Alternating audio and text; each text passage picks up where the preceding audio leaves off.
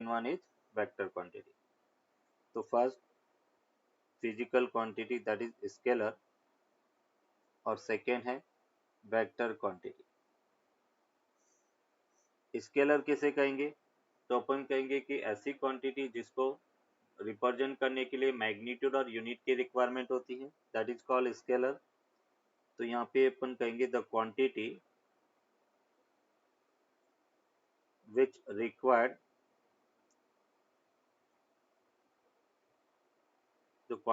which required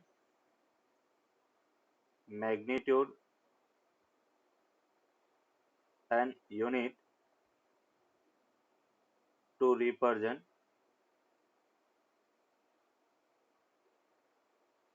the quantity which required magnitude and unit to represent is called scalar. जैसे for example मास है वो बेटा कैसी quantity है? स्केलर. जैसे मास हमने लिखा बेटा 2 किलोग्राम, तो यहाँ पे 2 है वो क्या रिप्रेजेंट करेगा? मैग्नीट्यूड को. किलोग्राम बेटा किसको रिप्रेजेंट करेगा? यूनिट को. तो अपन कह रहे कि मास 2 किलोग्राम है, 2 बेटा मैग्नीट्यूड को रिप्रेजेंट कर रहा है और किलोग्राम है वो यूनिट को रिप्रेजेंट कर रहा है. क्या अपन इस मास को ऐसा लिख सकते हैं 2 किलोग्राम ईस्ट या 2 किलोग्राम नॉर्थ? क्या इसका कोई सिग्निफिकेंस होगा? ऐसा नहीं. तो हम कह रहे हैं कि ये क्वांटिटी स्केलर है जहाँ पे डायरेक्शन का कोई रोल नहीं है. इसके अलावा और कौन कौन सी स्केलर क्वांटिटी हो सकती है बताओ? मास के अलावा और कौन कौन सी क्वांटिटी जो scalar Time. Quantity? Time. Good. और बोलो? Distance. डिस्टेंस. गुड. और? Temperature. टेम्परेचर. गुड. और? Work done. Work done. Good. और बोलो? Speed.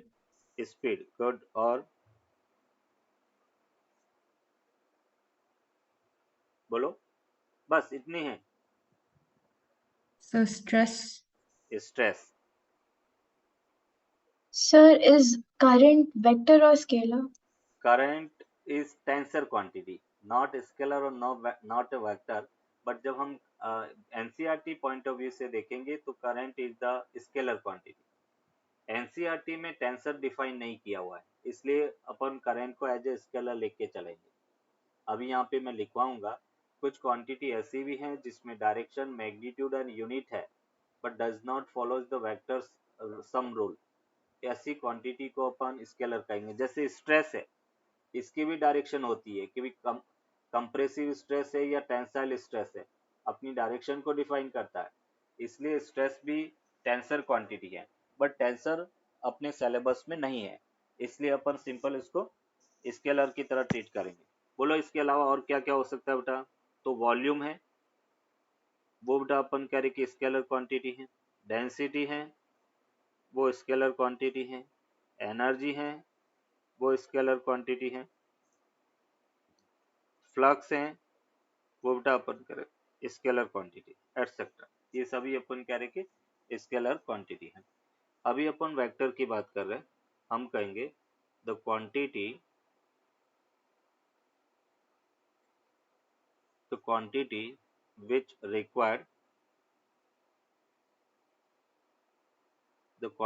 which required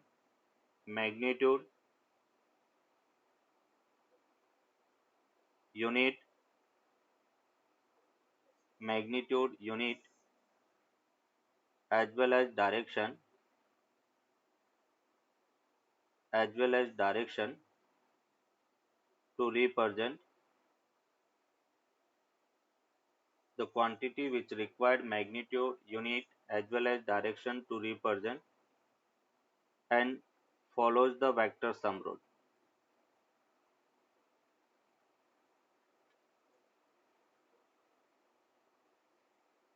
Follows the vector sum rule is called vector. Yes. कौन कौन सी क्वांटिटी बेटा वेक्टर है? तो जैसे हमने कहा था displacement is the vector quantity. velocity is the vector quantity, acceleration is the vector quantity, force is the vector quantity, linear momentum is the vector quantity, area is also vector quantity. Area volume तो scalar quantity है, but area कैसी quantity है? Vector. और area की direction कहाँ पे होगी? Perpendicular to the plane. जैसे अपन कह रहे कि ये एरिया है और इसकी डायरेक्शन प्लेन के परपेंडिकुलर है, इसके परपेंडिकुलर होगी। परपेंडिकुलर आउटवर्ड द प्लेन हो सकता है, इनवर्ड द प्लेन, वो हम अपनी इच्छा से कुछ भी डायरेक्शन ले सकते हैं, but area is a vector quantity. अगर अपन बात करें एंगुलर मोमेंटम, ये भी वेक्टर क्वांटिटी है, एंगुलर मोमेंटम। टॉर्क, ये भी वेक्टर क्वांटिटी है। बताओ बेटा, इसके अलावा और कौन कौन सी क्वांटिटी वेक्टर हो सकती है? pressure, energy, pressure is the scalar quantity, pressure है वो स्केलर है। यस, स्तुति क्या बताया आपने?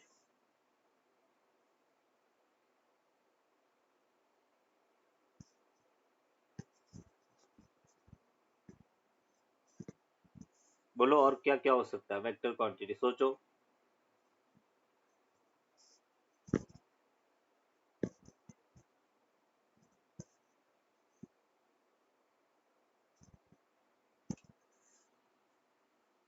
जैसे हमने कहा angular momentum, torque, angular displacement. Velocity, yes, velocity already हमने लिख लिया है, velocity is the vector quantity. Angular momentum, sorry, angular displacement, angular velocity. Impulse, impulse is the vector quantity, good, etcetera. ये सभी अपन कह रहे कि वेक्टर क्वांटिटी है। इसको डिफाइन कैसे करेंगे? The quantity which required magnitude, unit as well as direction and follows the vector sum rule. ये बोलना बहुत जरूरी है। अगर हम वेक्टर सम रूल फॉलो करती है ये नहीं बोलेंगे तो उसके अकॉर्डिंग फिर इलेक्ट्रिक करंट है वो भी वेक्टर क्वांटिटी होनी चाहिए।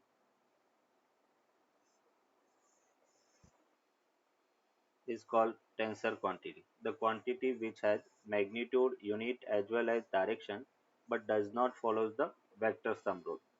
For example, जैसे अपन बात कर रहे हैं, ये एक स्ट्रेट कंडक्टर है और इस स्ट्रेट कंडक्टर के अंदर एक करंट है वो फ्लो हो रही है।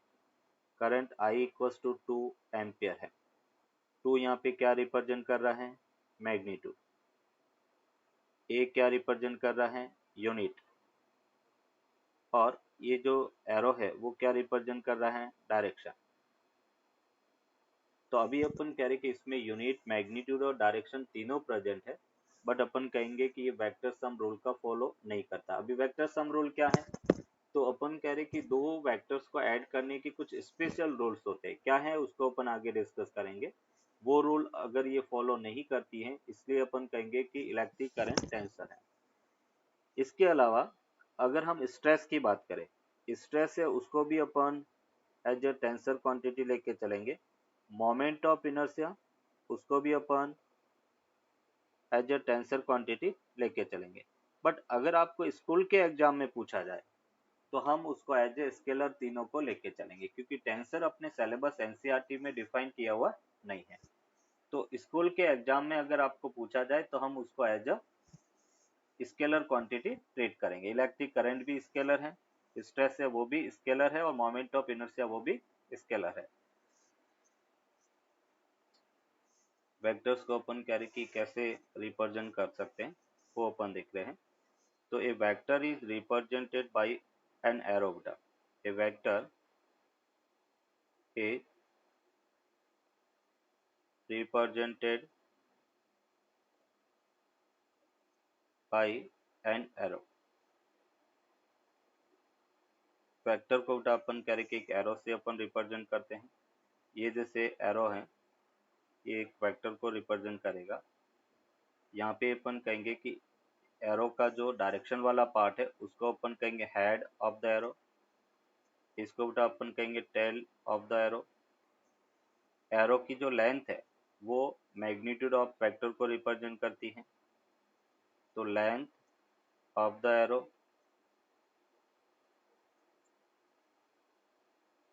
will represent magnitude of arrow, magnitude of vector,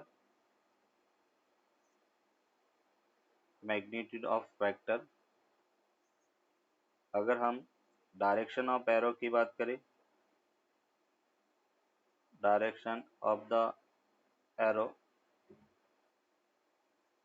will represent direction of vector, direction of the vector।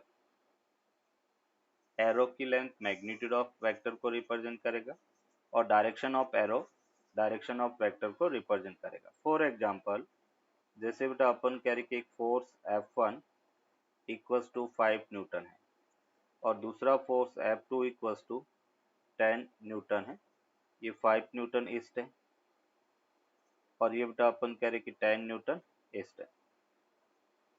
दोनों को अगर एरो से रिप्रेजेंट करना है तो जैसे 5 न्यूटन को हमने इससे रिप्रेजेंट किया तो 10 न्यूटन एरो की लेंथ है जस्ट डबल होगी। मैग्नीट्यूड डबल है तो लेंथ भी डबल हो जाएगी। यहाँ पे अपन कह रहे कि F1 इक्वल्स टू 5 न्यूटन है, इसकी डायरेक्शन ईस्ट है तो एरो की डायरेक्शन हमने ईस्ट में रिप्रेजेंट किया। F2 इक्वल्स टू 10 न्यूटन है और उसका मैग्नीट्यूड जस्ट डबल हो गया। अभी एक नोट करके लिखेंगे, वेक्टर के सिंबल के फॉर्म में अपन एक स्मॉल एरो उनके नेमिंग वर्ड पर लगाएंगे। देखो कैसे, जैसे फोर्स है, फोर्स का नेमिंग सिंबल क्या बेटा, F, और ये वेक्टर है इसलिए F वेक्टर एक एरो अपन इसके सिंबल पे लगाएंगे। जैसे वेलोसिटी, वो बेटा अपन कह रहे कि वेक्टर है तो V और ये एरो लगा दिया। अभी ये एरो डायरेक्शन नहीं बताएगा, ये एरो केवल वेक्टर का सिंबल है। उन सभी एरो की डायरेक्शन सेम टाइप से होगी बेटा, है ना। जैसे एक्सीलरेशन है तो एक्सीलरेशन का सिंबल ए और वेक्टर है इसलिए ए, उस पर एरो अपने लगा दिया। जैसे linear momentum,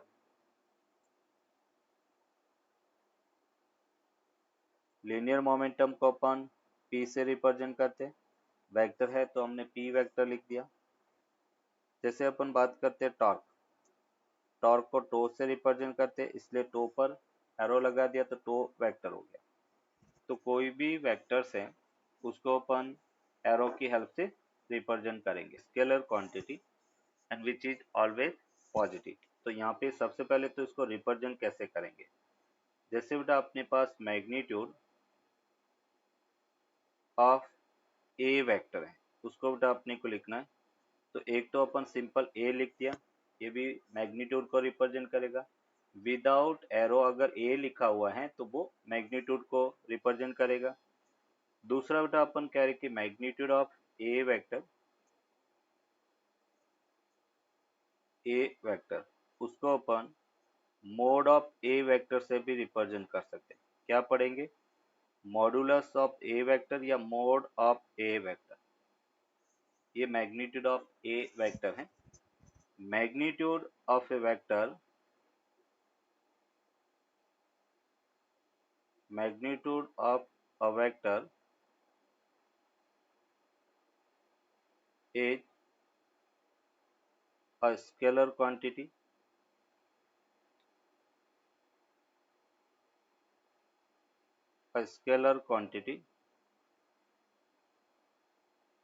which has only positive value with unit, उसकी यूनिट भी रहती है। which has positive value with unit। तो magnitude of a vector A is a scalar quantity which has only positive value with unit। जैसे for example अपने पास बेटा दिया हुआ है फोर्स एंड फोर्स है 10 न्यूटन नॉर्थ, ये वेक्टर है। अगर हम मैग्नीट्यूड की बात करें तो इसको मोड ऑफ एफ लिखेंगे और उसकी वैल्यू 10 न्यूटन होगा, ओनली 10 न्यूटन। विदाउट डायरेक्शन मतलब पॉजिटिव वैल्यू और अपन करें यूनिट, वो मैग्नीट्यूड ऑफ वेक्टर को रिप्रेजेंट करेगा। ए वेक्टर हॉरिजॉन्टल से 30 डिग्री बना रहा है, बी वेक्टर हॉरिजॉन्टल से 60 डिग्री बना रहा है, और अपनी को ए और बी के बीच में एंगल फाइंड करना है। तो अभी हमने कहा एंगल के लिए बेटा क्या करेंगे, दोनों वेक्टर की टेल को टेल से मिलाना है, और कोई भी वेक्टर है उसको without any change in direction और मैग्नीट्यूड हम कहीं पर भी शिफ्ट कर सकते हैं। तो ये जैसे अपन कह रहे कि एक वेक्टर ए है, उसको same as it is draw कर दिया, बी को यहाँ से उठा के बेटा ऐसे अपने ड्रॉ कर दिया सेम एज इट इज।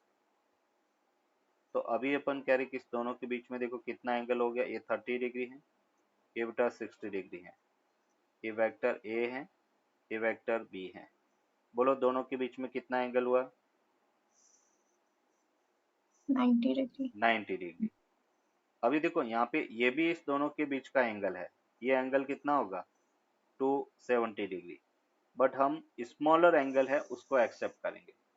जब भी दो वेक्टर्स के बीच का एंगल फाइंड करना है तो जो स्मॉलर एंगल है वो उन दोनों वेक्टर्स के बीच का एंगल होगा।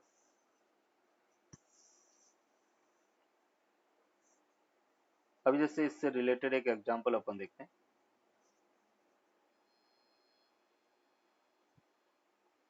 ये बेटा अपन कह रहे कि एक वेक्टर ए है, ये अनदर वेक्टर बी है, ये वेक्टर सी है, एक वेक्टर ए है, ये बी वेक्टर है, और ये सी वेक्टर है, और हमें गिवन है ए का मैग्नीट्यूड, बी का magnitude equal to magnitude of c. Then find the angle between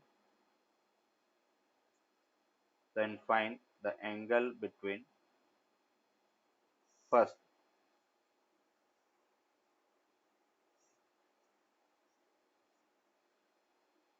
a and b, a vector और b वेक्टर के बीच में एंगल कितना वो फाइंड करना है। सेकेंड b एंड c के बीच में एंगल कितना वो फाइंड करना है, और थर्ड a एंड c के बीच में एंगल क्या है वो अपने को फाइंड करना है। a और b के बीच में एंगल 120 डिग्री, दोनों a और b की टेल को टेल से मिलाया तो उसके बीच में एंगल 120 डिग्री मिला। फिर b और c था, बोलो b और c में कितना एंगल होगा 60 डिग्री। गुड, यहाँ पे b और c की टेल को मिलाएंगे तो 60 डिग्री एंगल वही रहेगा। a और c के बीच में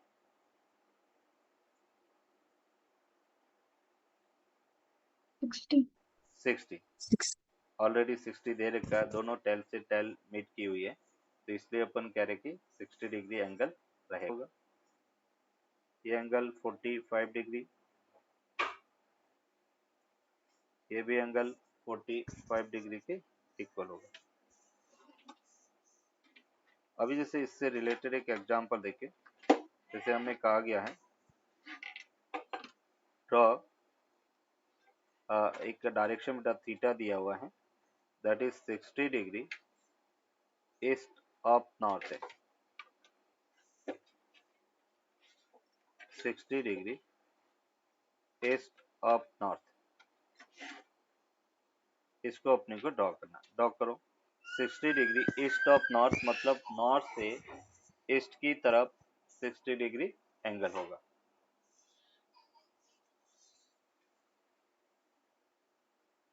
क्लियर बेटा, वेक्टर्स में अपन कहेंगे सबसे फर्स्ट पैरेलल वेक्टर,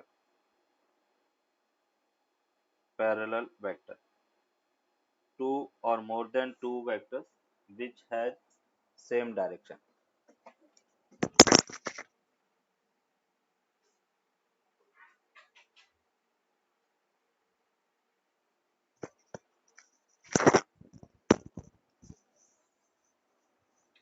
ये जैसे एक वेक्टर a है, अनदर वेक्टर b है, दोनों की डायरेक्शन अपन कह रहे कि सेम है, तो ऐसे वेक्टर को अपन पैरेलल वेक्टर कहेंगे। ये जैसे एक वेक्टर ए, ये वेक्टर बी, तो हम यहाँ पर कह रहे हैं कि इफ टू और more than two vectors having same direction, तो उनको अपन पैरेलल वेक्टर कहेंगे। A vector is parallel to b vector. और अगर अपन पैरेलल वेक्टर है और उसके बीच में एंगल देखे, तो एंगल कितना होगा बेटा? 0 डिग्री के इक्वल होगा।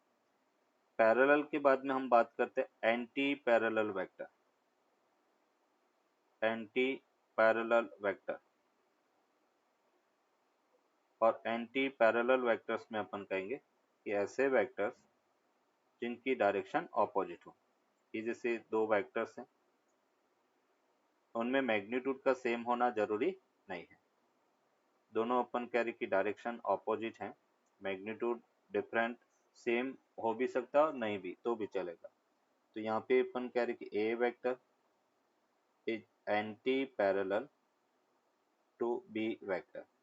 और जब एंटी पैरेलल है तो एंगल बिटवीन बोथ वेक्टर्स क्या होगा बेटा? 180 डिग्री। फिर अपन कह रहे perpendicular vectors. Perpendicular vectors and perpendicular vectors किसे कहेंगे? तो अपन कहेंगे ऐसे वेक्टर्स जो एक दूसरे से 90 डिग्री पर हो।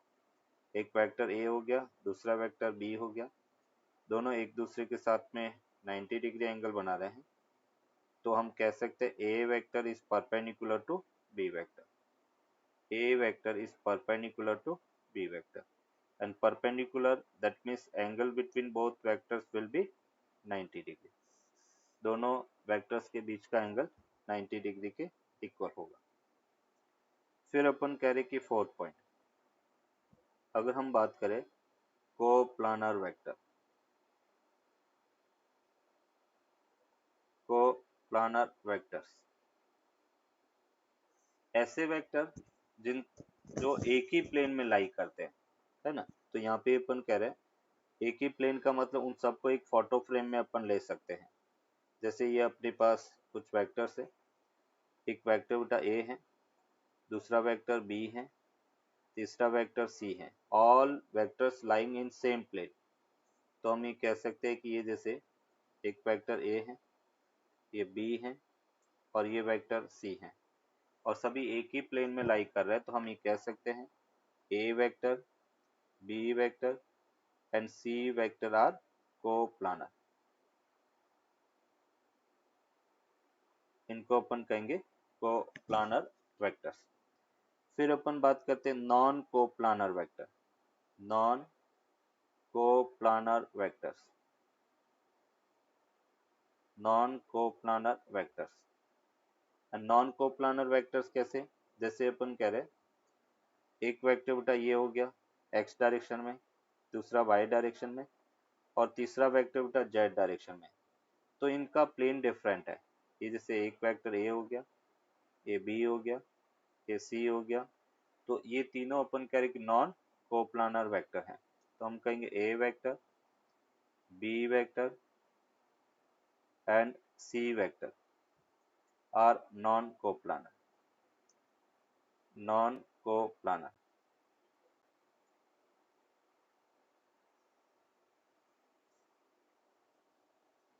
B, c, d and e vector are concurrent vectors.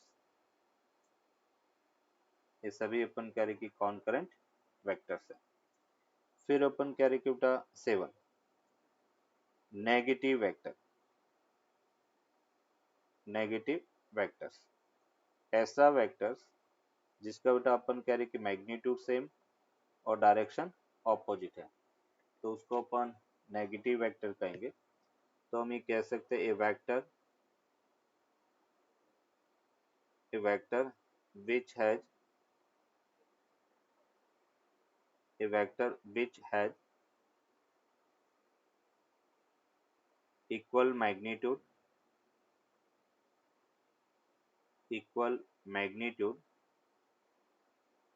and opposite direction.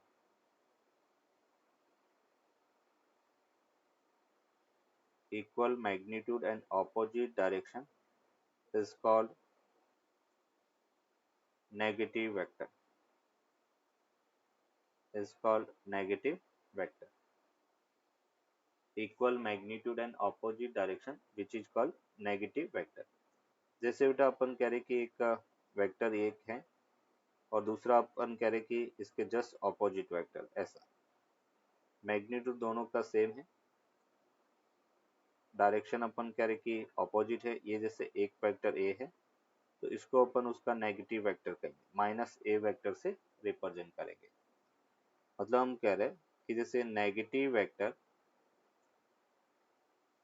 Of a vector उसको अपन माइनस ऑफ ए वेक्टर के इक्वल रखेंगे। अगर angle between A vector of negative vector देखिए बेटा, angle between A vector and minus A vector तो क्या होगा बेटा 180 डिग्री। नेगेटिव वेक्टर और ए वेक्टर के बीच में जो एंगल है वो 180 डिग्री के इक्वल होगा, दोनों एंटी पैरेलल होंगे, मिलेगा।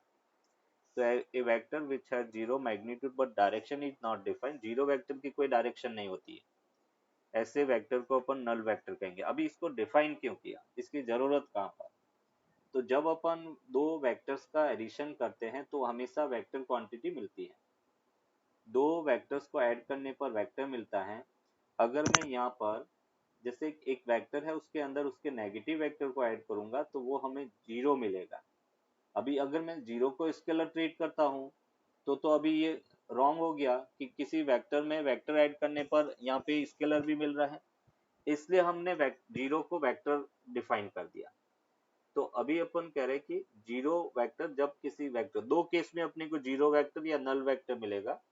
एक हमने कहा किसी वेक्टर में उसके नेगेटिव वेक्टर को ऐड करने पर, और दूसरा हम कह रहे हैं किसी वेक्टर को जीरो से मल्टीप्लाई करने पर, तब अपन कह रहे कि नल वेक्टर या जीरो वेक्टर मिलेगा।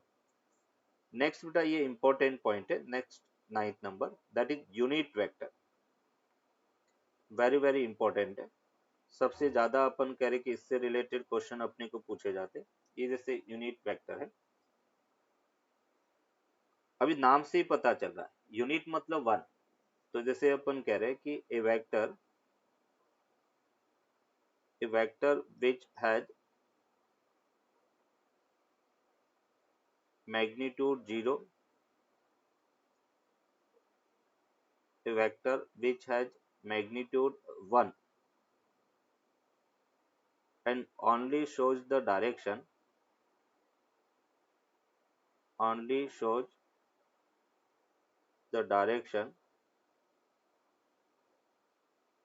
of the vector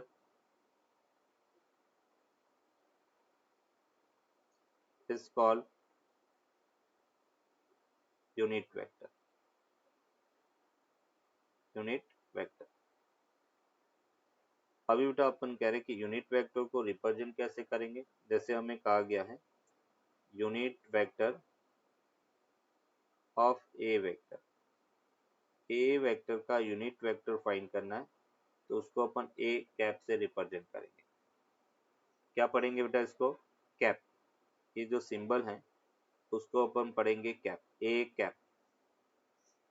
और अगर अपन कह रहे कि ए कैप दिया हुआ है और यूनिट वेक्टर फाइंड करना तो कैसे फाइंड करेंगे, vector divide by magnitude of vector. किसी भी वेक्टर में मैग्नीट्यूड से डिवाइड करेंगे तो अपने को यूनिट वेक्टर मिलेगा। A vector divide by mod of a vector, मतलब अगर वेक्टर को हमें लिखना है तो हम लिखेंगे मोड ए जो मैग्नीट्यूड और यूनिट को शो करता है इनटू ए कैप। ये बेटा यूनिट वेक्टर के फॉर्म में वेक्टर का रिप्रेजेंट कुछ इस टाइप से होगा। नेक्स्ट अपन कहेंगे कि unit vector is a unitless and dimensionless quantity. Unit vector is a unitless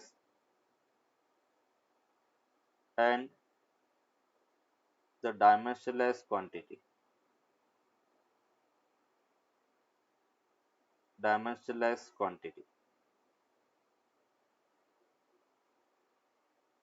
Unit vector is a unitless and dimensionless quantity, इसकी यूनिट नहीं होती है और उसकी कोई डायमेंशन भी नहीं होती है, इसलिए यूनिटलेस एंड डायमेंशनलेस क्वांटिटी। अभी जैसे एक एग्जांपल उठा देखते हैं इससे रिलेटेड। फॉर एग्जांपल, जैसे अपने को कहा गया है कि f vector equals to 4 newton towards east, और उसका अपने को यूनिट वेक्टर फाइंड करना है एफ कैप। तो क्या लिखेंगे बेटा, वेक्टर क्या है, 4 न्यूटन टुवर्ड्स ईस्ट। पहले अपन फॉर्मूला लिख लेते हैं। फॉर्मूला इसका है f vector upon magnitude of F vector. F vector को आपने लिखा 4 newton towards east,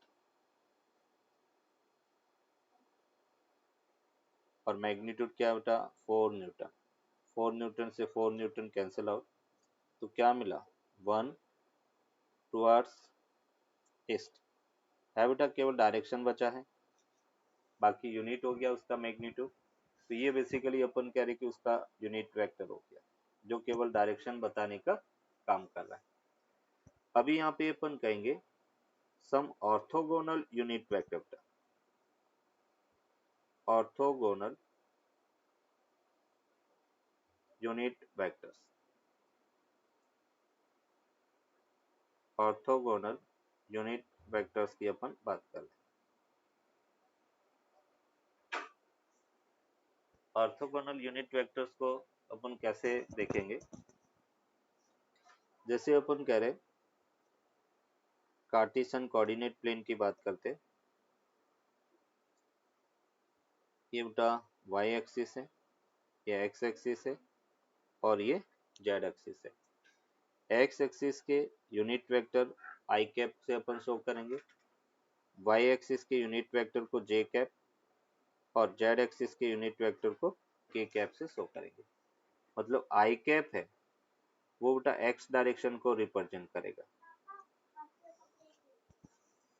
i cap है वो x डायरेक्शन को शो करेगा। अगर हम j कैप की बात करें तो वो y डायरेक्शन को शो करेगा,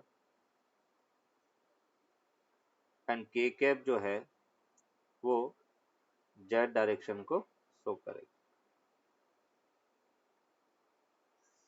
i cap x direction, j cap y direction, और k कैप z डायरेक्शन को शो करेगा। तो जब भी i कैप दिया हुआ है इसका मतलब हम x डायरेक्शन की बात कर रहे हैं, j कैप का मतलब y डायरेक्शन, k कैप का मतलब z डायरेक्शन। अगर माइनस i कैप दिया हुआ है तो minus x direction, minus j दिया हुआ है तो माइनस y डायरेक्शन, और माइनस k कैप दिया हुआ है तो minus z direction. The vector which shows the position, the vector which shows the position of a point with respect to origin is called position vector.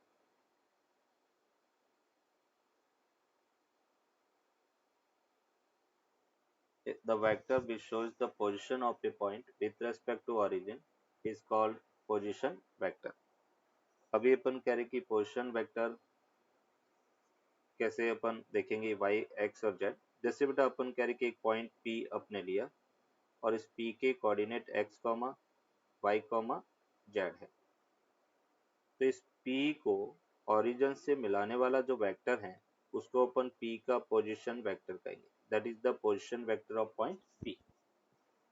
अगर मुझे इस P का position vector बेटा right करना है, मतलब इस P एड्रेस पे पहुंचने के लिए हमें पहले x डिस्टेंस x डायरेक्शन में चलना पड़ेगा, तो x i कैप अपन लिखेंगे, फिर बेटा y डिस्टेंस j डायरेक्शन में तो y j कैप हो गया, और z डिस्टेंस z डायरेक्शन में है तो z k कैप हो गया। ये बेटा अपन कह रहे कि इसका पोजीशन वेक्टर होगा। अगर कोऑर्डिनेट दिए हुए हैं तो उसका पोजीशन वेक्टर हम क्या लिखेंगे, x component i cap, y component j cap plus z component k cap. ये अपन कह रहे कि position vector of point P है, position vector of point P, P point का पोजीशन वेक्टर है। अगर अपन कह रहे कि इसका मैग्नीट्यूड पूछा जाएगा, magnitude of position vector, magnitude का मतलब क्या होता है बेटा, लेंथ होता है। जैसे ओरिजिन के कोऑर्डिनेट 0,0,0, पी के कोऑर्डिनेट x, y, z, तो उसका लेंथ बेटा कितना होगा, तो डिस्टेंस फॉर्मूले से अपन क्या लिख सकते हैं, अंडर रूट एक्स का स्क्वायर प्लस वाई का स्क्वायर प्लस जेड का स्क्वायर। मतलब अपन कह रहे कि x कंपोनेंट उसका स्क्वायर करना plus y square plus z square, ये अपन कह रहे कि मैग्नीट्यूड ऑफ पोजीशन वेक्टर होगा, मतलब उस वेक्टर की लेंथ वो मैग्नीट्यूड होगा। तो magnitude of r vector, r p vector उसका मैग्नीट्यूड है। अगर मुझे उसका यूनिट वेक्टर फाइंड करना बेटा, उसकी डायरेक्शन फाइंड करना, तो डायरेक्शन के लिए क्या फॉर्मूला है, vector upon mod of vector, और वेक्टर को आपने लिखा x i cap plus y j cap plus z k cap, और मैग्नीट्यूड को अपन लिखेंगे under root x square plus y square plus z square के इक्वल हो। ये अपन कह रहे कि इस पोजीशन वेक्टर का मैग्नीट्यूड है। Position vector x i cap plus y j cap plus z k cap divide by root of x square plus y square plus z square. तो ये अपन कह रहे कि unit vector of r p vector है, इसको अपन कहेंगे unit vector of r p vector के इक्वल। पी 2,-1,3 है, तो आर पी वेक्टर ये फाइंड करना है, mod of r p vector find करना है, और आर पी कैप अपने को फाइंड करना है।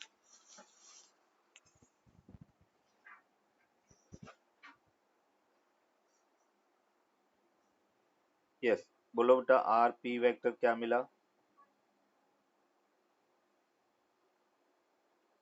So 2 I cap minus j cap plus 3 cap. या 3 two k i cap. Cap minus j cap plus 3 k cap के इक्वल होगा। फिर mod of r p vector क्या मिला, √14 रूट 14 अंडर रूट 2 का स्क्वायर प्लस 1 का स्क्वायर प्लस 3 का square and that is equal to root 14। Third, unit vector of r p vector क्या होगा, तो इसको अपन कहेंगे r p vector upon mod of r p vector, and that will be equal to 2 i cap minus j cap plus 3 k cap upon root 14 के equal होगा। ये बेटा आर पी कैप है, और हमें कहा गया है कि find a vector which has magnitude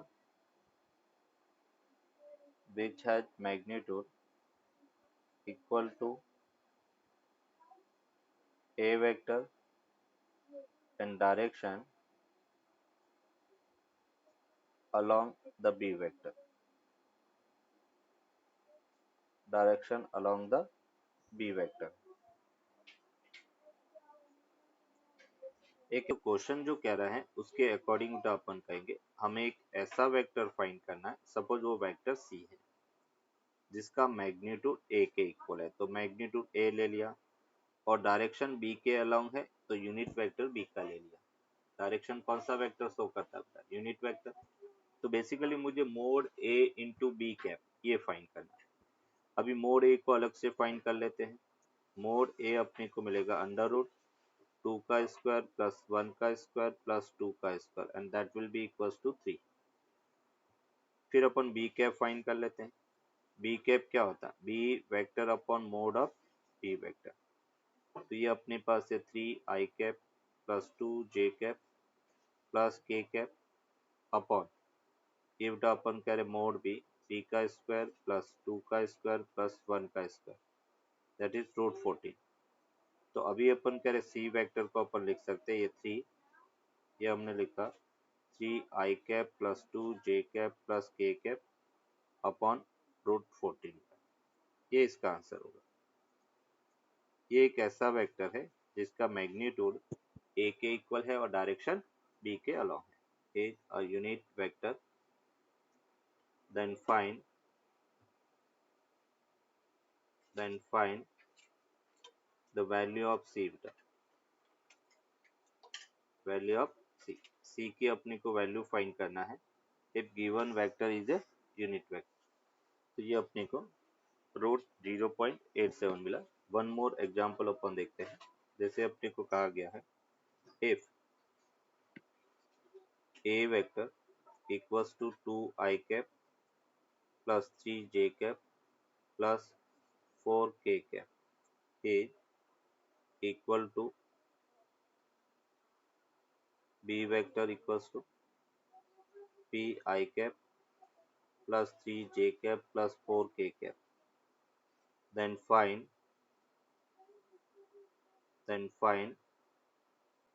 the value of p की वैल्यू क्या है वो अपने को फाइंड होगा। y कंपोनेंट इक्वल होगा एंड z कंपोनेंट इक्वल होगा, इसलिए अपन यहाँ पे कहेंगे कि p इक्वल्स टू 2 के इक्वल होगा।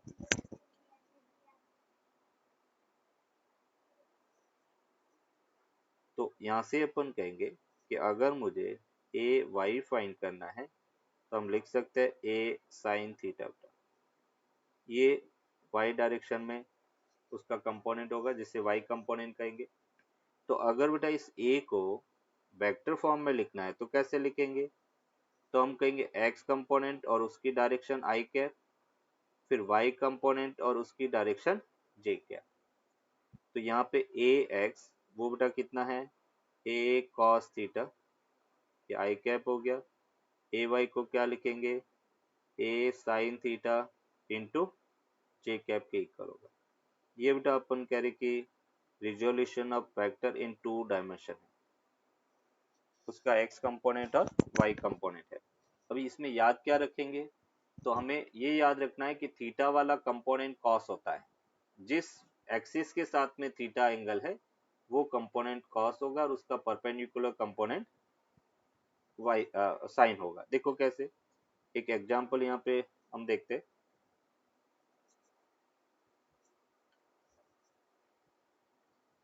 ये बेटा अपन करें कि 2 डायमेंशन प्लेन है, ये x एक्सिस है, ये y एक्सिस है।